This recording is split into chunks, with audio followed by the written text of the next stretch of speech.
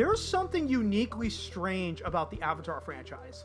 Something that becomes more apparent every time a new entry arrives. It's the highest grossing film series of all time, yet it remains oddly absent from the cultural conversation. You can quote Star Wars in almost any room and someone will finish the line. You can reference Back to the Future and people will immediately picture the DeLorean, the clock tower, or Doc Brown shouting about 1.21 gigawatts. You can mention The Matrix and instantly evoke the red pill, bullet time, or Neo bending the rules of reality. These films didn't just succeed, they embedded themselves into the cultural bloodstream. They became part of our shared language. But Avatar, despite its financial dominance, has never quite managed that. People show up, they marvel at the spectacle, and then they quietly move on. And with Avatar Fire and Ash now in theaters, the question becomes whether this third entry will finally leave a cultural footprint, or whether it will follow the same pattern as its predecessors. Massive box office, minimal cultural resonance. Financially, Fire and Ash is performing well enough to keep the franchise alive, but not well enough to silence the skeptics. It opened on the low end domestically with $88 million, according to the Hollywood Reporter, but still managed a $345 million global opening, the second best of 2025 behind Zootopia 2. It also pulled in a strong $17 million opening day in China and over $60 million from early overseas markets. The exit scores are glowing, which is typical for Cameron films, and the long-tail box office behavior of the franchise is well documented. The first two Avatar films also opened modestly before becoming number 1 and number 3 highest grossing films of all time, unadjusted for inflation of course. But even with these numbers, the cultural question remains unresolved, because box office dominance doesn't automatically translate into cultural permanence. And that's where the comparison to films like Star Wars, Back to the Future, and The Matrix become important. These movies didn't just succeed financially, they became cultural landmarks. People quote them, reference them, meme them, and revisit them constantly. They're part of the cultural fabric. Avatar, on the other hand, doesn't have that kind of staying power. There's no iconic line, no universally recognized meme, no character who became an archetype. Jake Sully is not Luke Skywalker. Neytiri is not Trinity. The Na'vi are not the Jedi. And that's not a criticism. It's an observation about how cultural memory works. Some stories stick, others don't. This becomes even clearer when you look at other massive blockbusters that dominated the box office in their time, but have since faded from cultural memory. 2004's Troy with Brad Pitt was a huge hit, riding the wave of sword and sandal epics that briefly surged in popularity after the release of Gladiator in 2000. It made money, it had stars, and it was everywhere for a moment.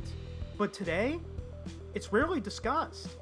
2004's The Day After Tomorrow was another massive success, with iconic disaster imagery that dominated trailers and TV spots. Everyone remembers the frozen Statue of Liberty. But despite its financial performance, it didn't leave a lasting cultural footprint.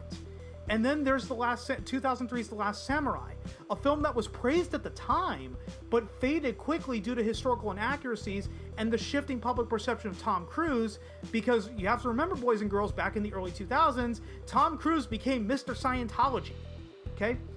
These films were popular in their moment, but they didn't endure. They didn't become part of the cultural conversation, and that's the danger Avatar faces. The danger of being financially dominant, but culturally ephemeral. Part of the reason Avatar struggles in this area is because it's a franchise built on spectacle. And spectacle, by its nature, is fleeting. I saw the original Avatar twice in theaters, neither time in 3D. I watched it again on DVD in 2010, and on Blu-ray a few years later. And that was the last time I revisited it. Not because I disliked it, I actually enjoyed it when I went and saw it in theaters. But because once the spectacle faded, the urge to revisit it disappeared. The movie didn't call me back the way Star Wars or Back to the Future does. And that's because Avatar is engineered for the theatrical experience, specifically for premium formats like IMAX and 3D. This is where the franchise becomes uniquely vulnerable. 3D, IMAX, and IMAX 3D are all premium formats, which means higher ticket prices. And while most blockbusters can be enjoyed in a standard theater or at home, Avatar is different. James Cameron doesn't use 3D as a gimmick. He integrates it into the storytelling. The depth, the immersion, the sense of scale, these aren't add-ons. They're part of the narrative experience. there's a legitimate argument that you haven't truly seen Avatar, Avatar: The Way of Water, or Fire and Ash unless you've seen them in 3D. And for people who get motion sickness from 3D, which is a real and well-documented issue, IMAX alone is still considered essential. But this raises a bigger question, and it's one that doesn't get asked often enough. What happens when IMAX goes extinct? People assume IMAX is permanent, but history tells a completely different story. In the 1950s and 60s, there was another premium format that felt just as revolutionary: Cinerama. Most people today only know the word Cinerama because of the Cinerama Dome in Los Angeles, which closed during COVID. But the format itself was a technological marvel. It used 3 synchronized 35mm projectors to create a massive 146-degree curved image. It was designed to compete with television and give audiences an experience they couldn't get at home. Sound familiar? The problem was that Cinerama wasn't just a format, it was a presentation system. And that system was incredibly difficult to maintain. Theaters needed 3 projectors, a massive curved screen, and a projection booth large enough to house all the equipment.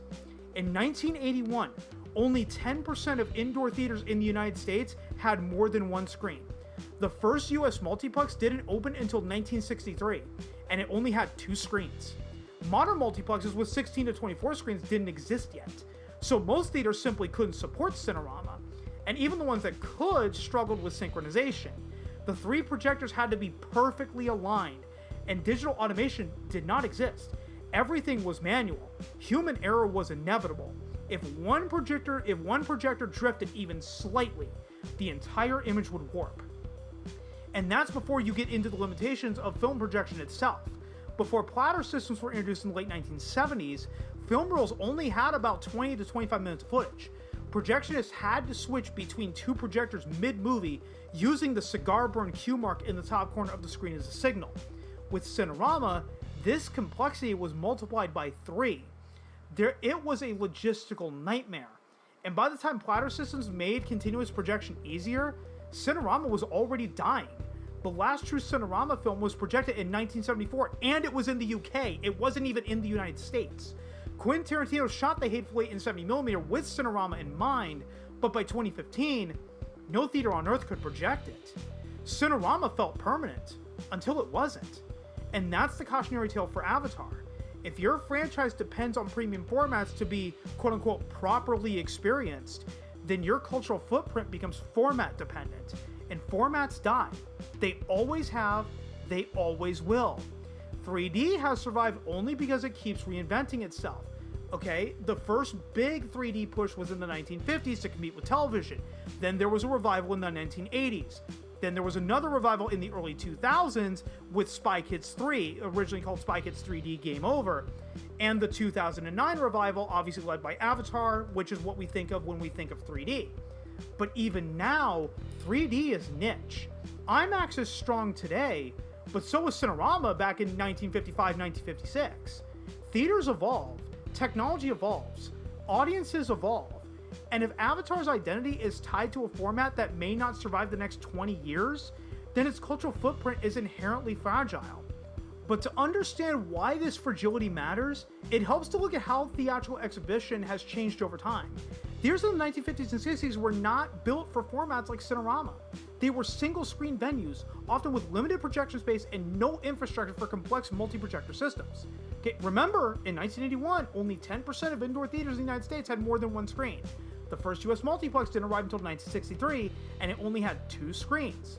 The modern multiplex, the 16-screen or 24-screen behemoth we take for granted today, didn't exist yet. And because of that, Cinerama was doomed from the start. It required too much space, too much equipment, too much precision, and too much money.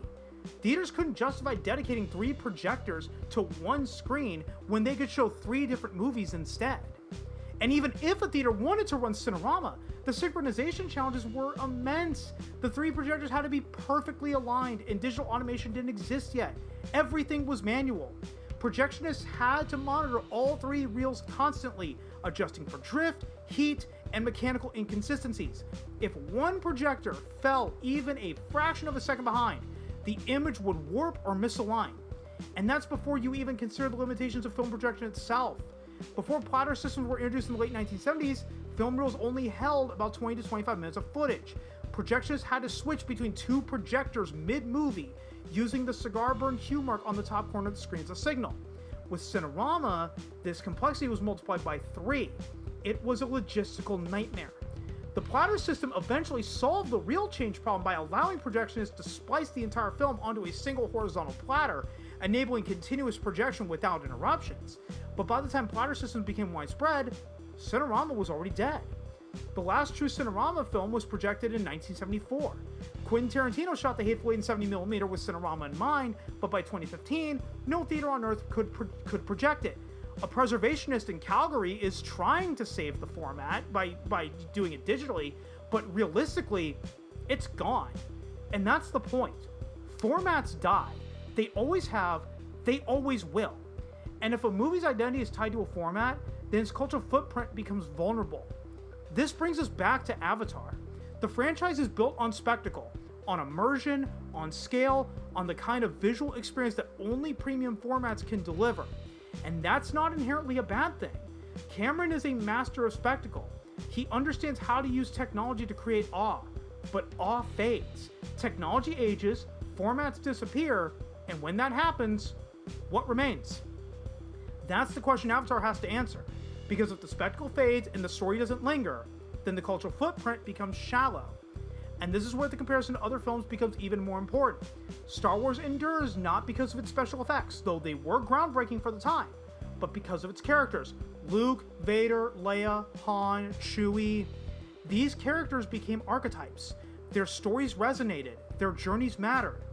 Back to the Future endures because of Marty and Doc, because of the emotional core of their relationship, because of the charm and humor and heart that defined the trilogy.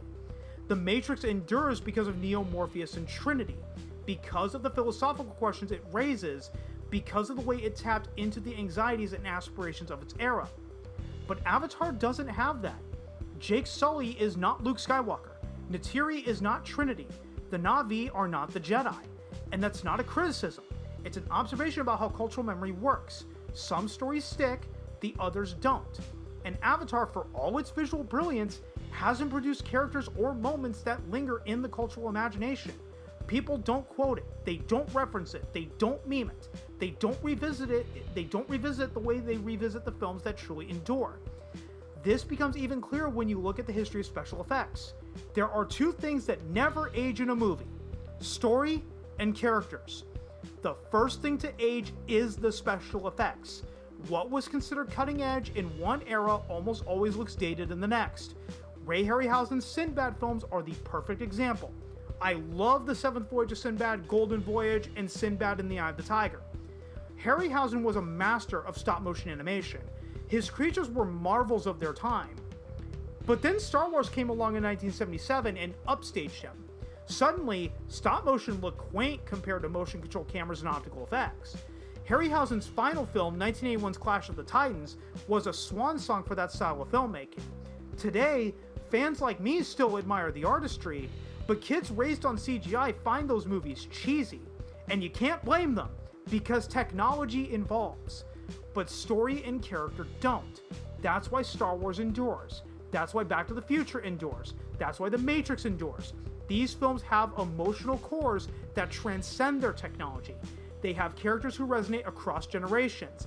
They have stories that speak to universal themes. And that's where Avatar struggles. The visuals are breathtaking, the world building is impressive, but the characters don't linger in the cultural imagination. The story doesn't echo across generations. And when the spectacle fades, when the 3D no longer feels revolutionary, when the CGI no longer feels cutting edge, what's left? This is the challenge Fire and Ash faces. It's a film that arrives with enormous expectations, both financially and culturally. It's a film that has to justify the existence of a franchise that has dominated the box office, but struggled to dominate the cultural conversation. It's a film that has to prove that Avatar can be more than a technological marvel, that it can be a story that resonates, a world that endures, a cultural touchstone that people return to not just for the spectacle, but for the characters and themes and emotional depth. And to be fair, Cameron has done this before. Terminator 2 was a technological breakthrough, but it endures because of Sarah Connor and the T-800. Titanic was a technological achievement as well, but it endures because of the Jack and Rose love story. Cameron knows how to balance spectacle with story, but Avatar is different. It's a franchise that leans heavily on technology, on immersion, on the theatrical experience, and that makes it vulnerable in a way his other films aren't. This distinction brings us to a crucial cultural question. If Avatar continues to rely primarily on spectacle, it risks becoming the modern equivalent of Cinerama, a technological marvel admired in its time, but not embraced as a lasting cultural touchstone.